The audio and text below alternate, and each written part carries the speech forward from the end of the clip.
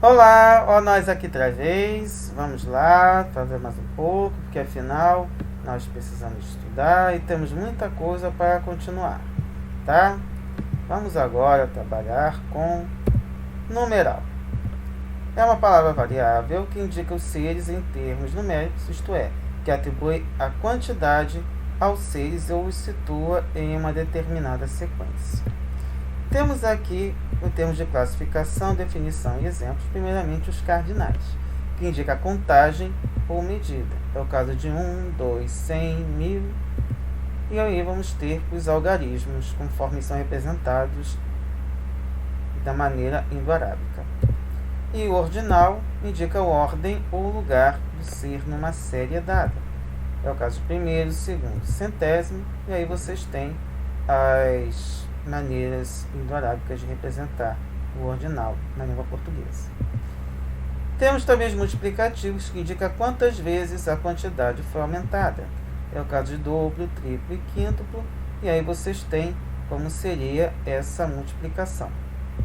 Por fim, o fracionário, que indica a parte de um inteiro, meio, terço, 2/5, e aí vocês têm as representações fracionárias de cada um deles. E temos também os numerais coletivos, que indicam o conjunto de algo, indicando o número exato de seres que compõem esse conjunto. É o caso de par, dezena, milheiro, novena, trimestre, década e quadra.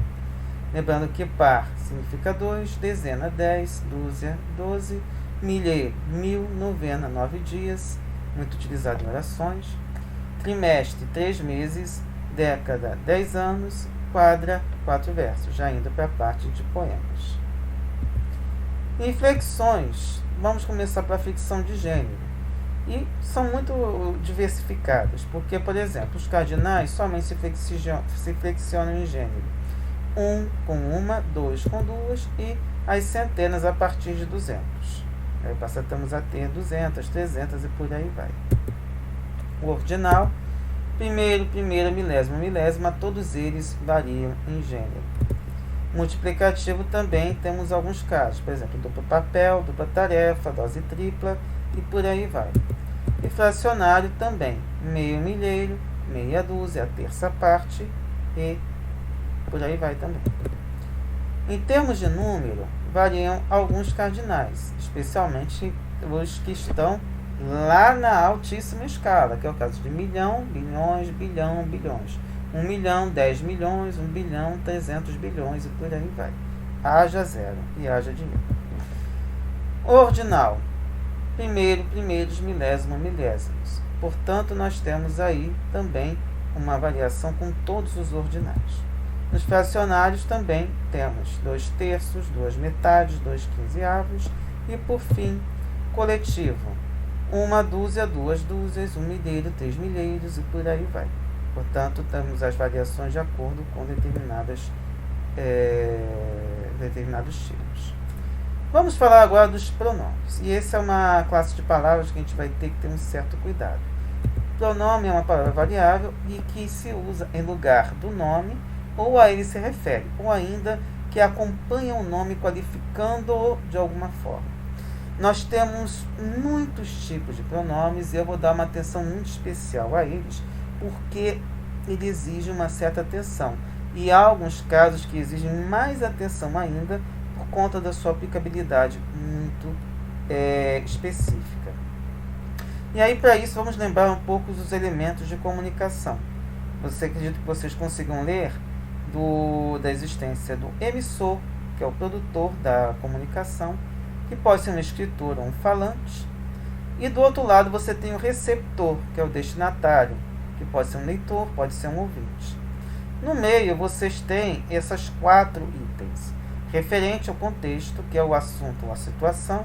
A mensagem, que é o texto, afinal a gente não fala simplesmente por palavras, vocês estão recebendo de mim esse texto verbal e também esse texto visual. O código, que é a língua, e o canal, meio de veiculação. Esse outro diagrama nos ajuda a entender um pouco melhor tudo isso. O emissor é aquele que gera o processo, no caso a comunicação, aquele que toma a iniciativa. Como eu estou falando, eu sou neste momento o emissor. Você, como está recebendo esse vídeo e está vendo o que a gente está transmitindo, é aquele que recebe a mensagem e em seguida dá uma resposta. É o receptor. O que eu estou transmitindo para você é a mensagem, que é o ato de fala do conjunto de enunciados. É o conteúdo que o emissor procura transmitir ao receptor. Então, esta aula que nós estamos trabalhando é a mensagem. Isso tudo acontece dentro de um contexto. O contexto é a situação que a mensagem procura se referir, que é a aula de português. Vocês estão recebendo isso por meio de um canal, que é o meio físico do qual o emissor transmite a sua mensagem ao receptor, como a TV, o rádio ou o jornal, e neste caso a internet, especificamente este mensageiro imediato, que é o WhatsApp. E o código é um conjunto de signos e suas eventuais regras, ou seja, a língua que se fala. Como nós estamos utilizando o mesmo código, que se chama língua portuguesa, o nosso código é a língua portuguesa. E aí, com esse outro diagrama, temos uma outra visão desse mesmo processo.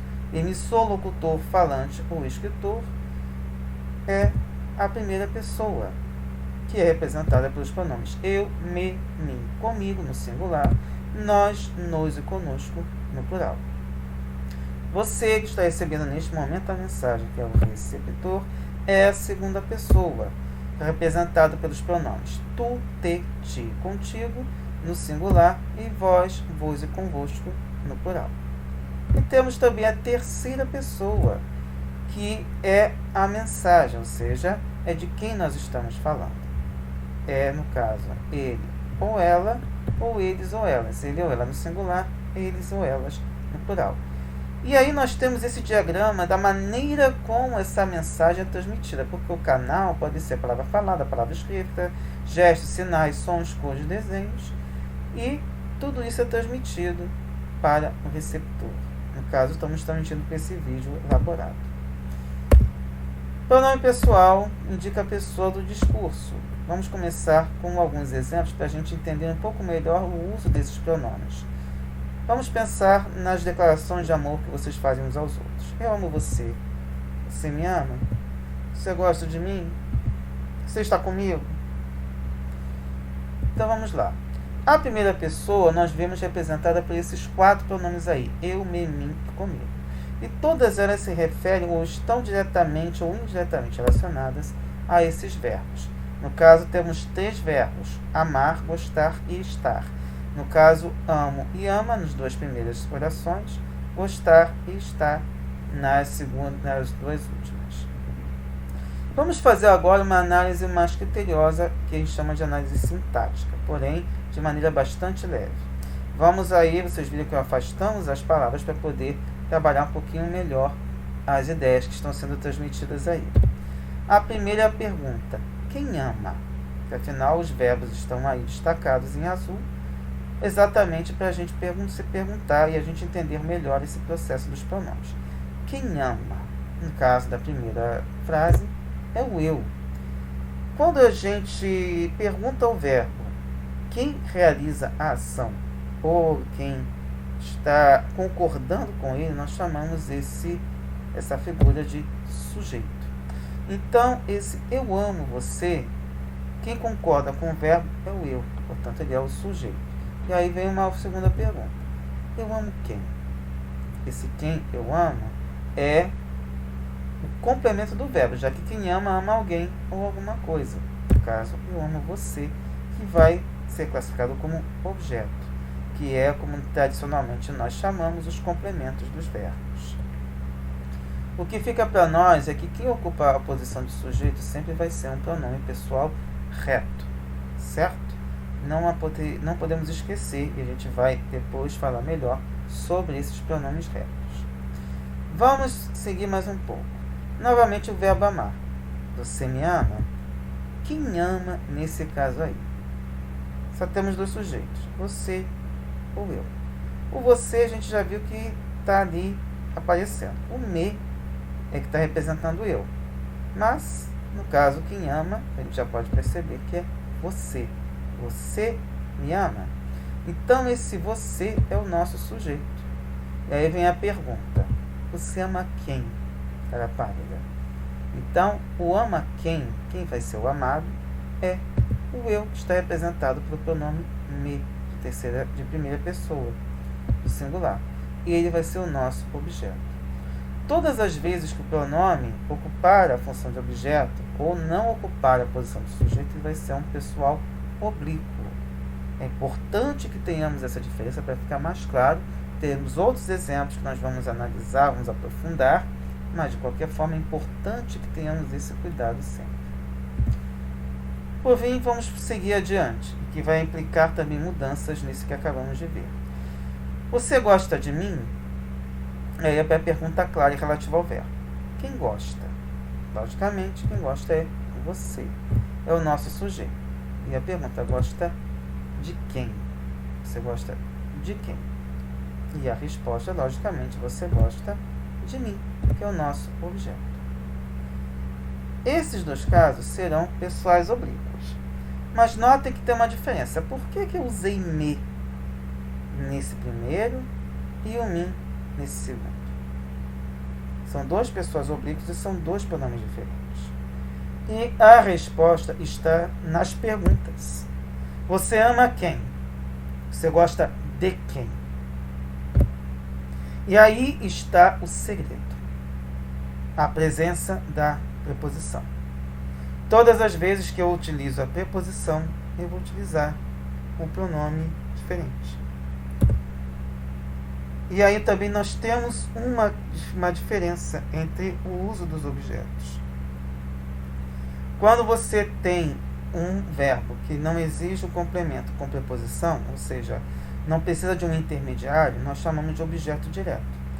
Já quando tem a preposição exigida pelo verbo, como é o caso do verbo gostar, nós chamamos de objeto indireto.